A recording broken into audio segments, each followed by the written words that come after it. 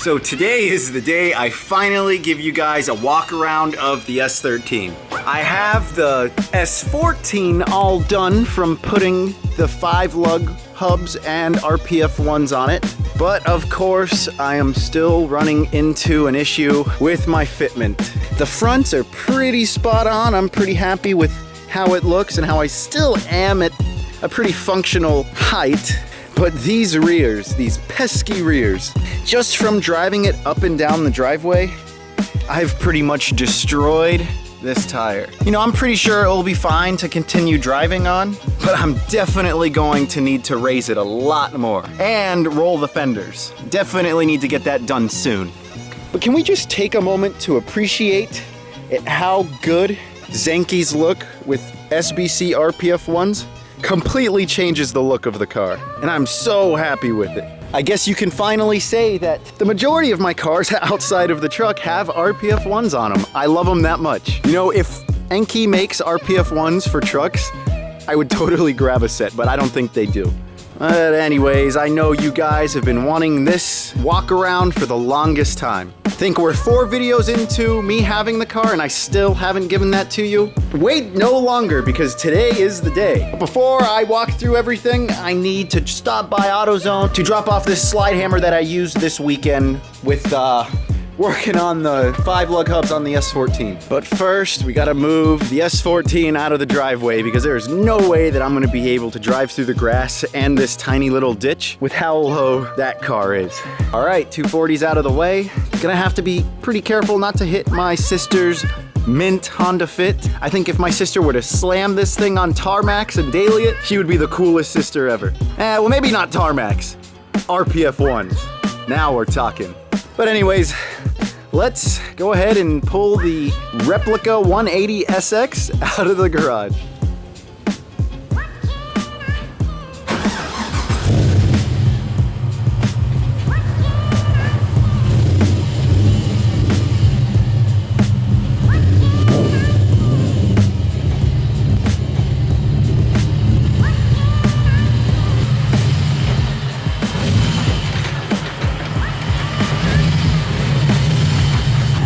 Can we just take a moment to appreciate how good both of these cars look? Man, I love it. So before we start driving, I'm not sure if you guys can hear like a whirring noise, but as soon as I hold in the clutch, it goes away. I let the clutch out, the noise comes back. Now we're not 100% sure what this is and where the noise is originating from, but from what the previous owner said, it might be the throwout bearing. So yeah, that's a potential issue in the near future that we need to address.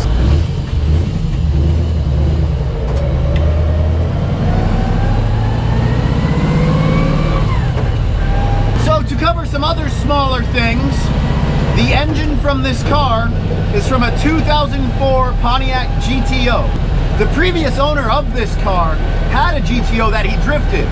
He ended up selling the shell of that GTO and swapping that engine into this car. So that LS1 is then linked to your standard T56 6-speed transmission, and I don't believe this transmission was from that GTO. Rather, it was from someone else's build that the previous owner was able to pick up from. When the engine was put in here, it had about 53,000 miles on it. And then Luke, the previous owner, I don't know why I just don't call him Luke, but Luke had put about, I think, 2,000 miles onto it. So it's a relatively low mileage LS1. But I'm telling you guys, this thing is a blast to drive.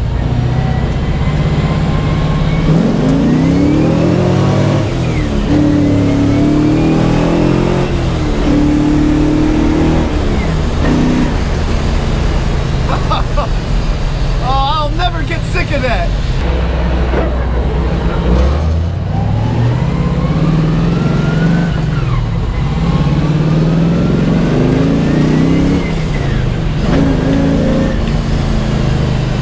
And I guess other interior pieces of this car, what it is an ASD hydro e-brake. Now it goes to a dual caliper rear setup of Z32 rear calipers. So I finally have an e-brake. That is definitely something that I want to do in the FRS. I've struggled enough with having to deal with a stock handbrake that wasn't always consistent. So it's nice to finally have a hydro.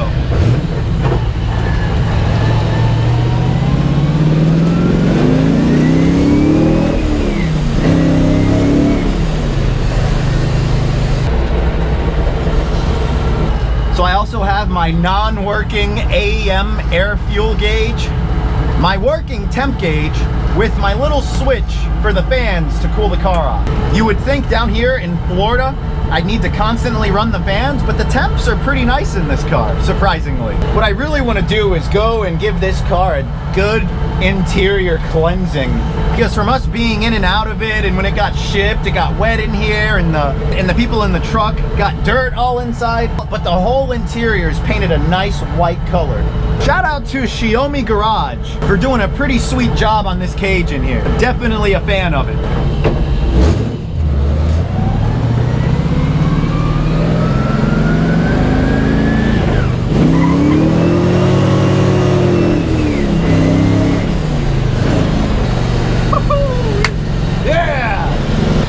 Pulled over for that, I'll just be like, sorry officer, the car is just too quick for me. My foot slipped off the clutch. Yeah, like that would get me out of a ticket. Not even close.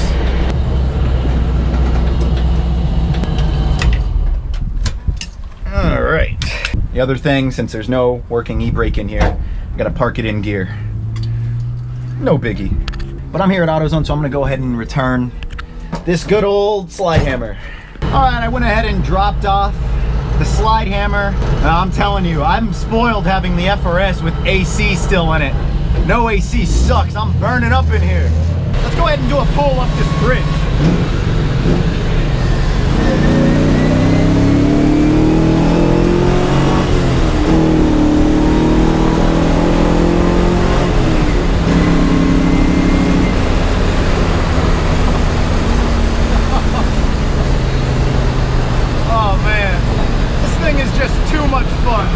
All right, we have pulled up to one of these little drift spots that I have here back home. It's just a cul-de-sac, it's nothing special. But I figured it'd be the perfect place to give you guys the walk around of the car. So to start off, let's go with the wheels. They're Enkei RPF ones, of course.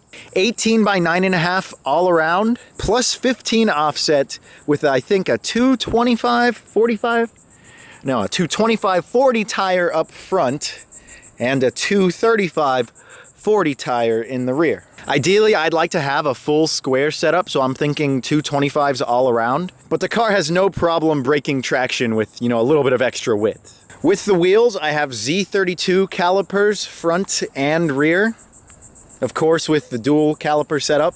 Moving on, we have the OEM Type X taillights. Honestly, my favorite taillights that you can get on the S13 hatch. And I'm not sure if this is an authentic 326 power wing, but from the feel of it, I don't know. Definitely the wing looks so good with the 180 SX rear valence, side skirts, and all of that. Now I'm not 100% sure about this exhaust here.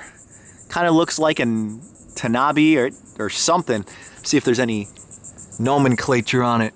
No, I don't see anything. But this car is honestly not all that loud, which is nice for a change because my FRS was just so obnoxious. One thing I can show you guys real quick in the hatch. Open it up right here. There we go. I have my battery box. No, it is not ratchet strapped down. The ratchet strap is just to hold on to the cover. It is bolted through the bottom. So no, we're not gonna have any issues with batteries flying out of the trunk or anything like that.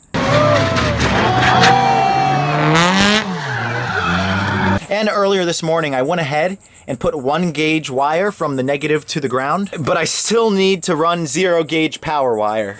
Now, as far as the fuel pump is concerned, it's a Walbro 455, I believe.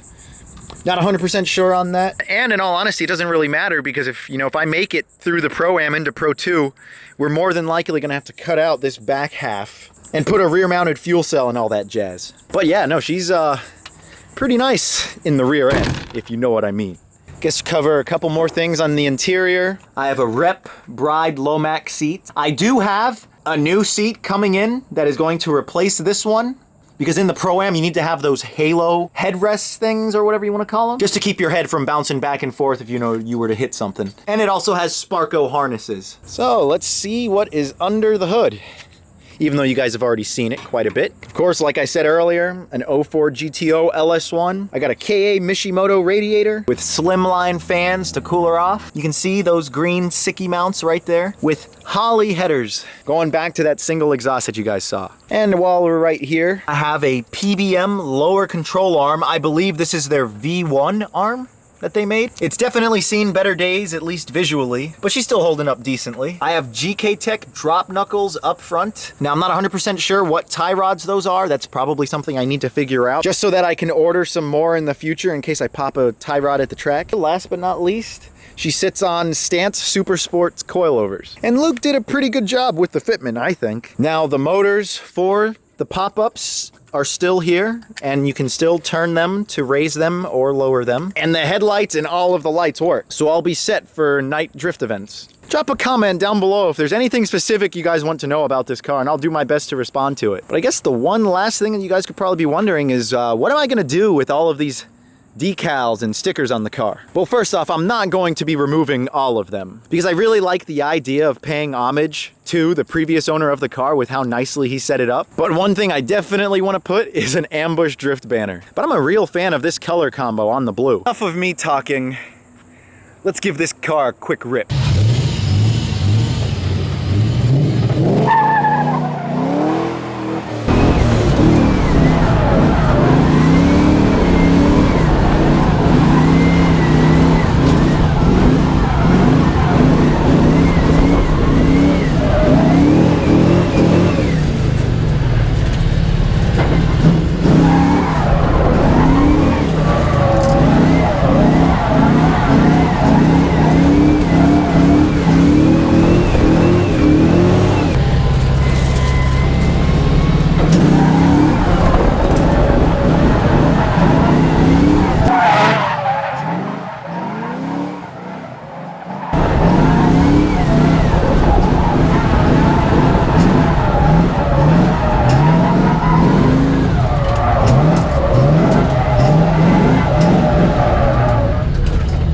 Oh my gosh, low end torque is amazing, holy crap.